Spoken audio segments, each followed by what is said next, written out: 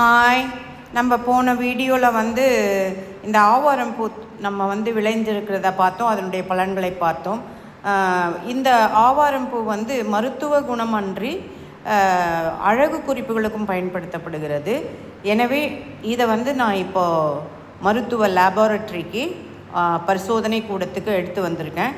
இந்த பரிசோதனையில் என்ன பார்க்க போகிறோம்னா, 2 விதமான வகைகளில் இந்த ஆவாரம் பூ, ஆவாரம் இலை, இதனுடைய இந்த மொட்டுக்கள் இருக்கின்றதில்லை, அந்த மொட்டுக்கள் இவைகள் எல்லாமே தனித்தனியாக பரிசோதனை செய்ய போகிறோம்.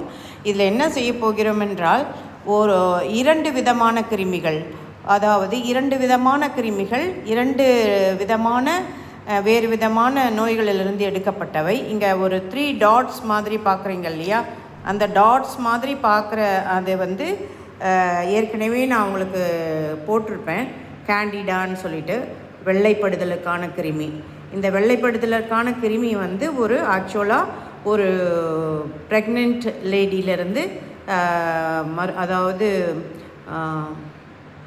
கரு சுமந்திருக்கும் ஒரு பெண்ணில் இடமிருந்து அவர்கள் டெஸ்ட் போடுவதற்காக எடுத்த வஜைனல் ஸ்மியர் இதில் அந்த கேண்டிடா வளர்ந்துருக்கு. இந்த கேண்டிடாவை நம்ம டெஸ்ட் பண்ணி பார்க்க போகிறோம். இந்த ஆவாரம் பூ, ஆவாரம் இலை, ஆவாரம் மொட்டுக்கள் இவைகளுடைய சாறுகளை எடுத்து இதற்கு இந்த கேண்டிடா, இந்த கிருமி எப்படி கட்டுப்படுது அப்படிங்கிறத நாம் பார்க்க போகிறோம். மேலுமாக இந்த கிருமி ஒரு 3 டாட் தெரியுறாங்க பாருங்கள். இந்த கிருமியும் கூட ஒரு வஜைனல் ஸ்வாப்லேருந்து தான் எடுக்கப்பட்டது. அதுவும் ஒரு ப்ரெக்னென்ட் லேடிக்கிட்ட தான் இருந்து எடுக்கப்பட்டது. மற்ற விவரங்களை நம்ம அப்புறம் பார்க்கலாம். எனியாவ் இது மோல்டு, இது அஸ்பர்ஜிலஸ் ஸ்பீஷீஸ்.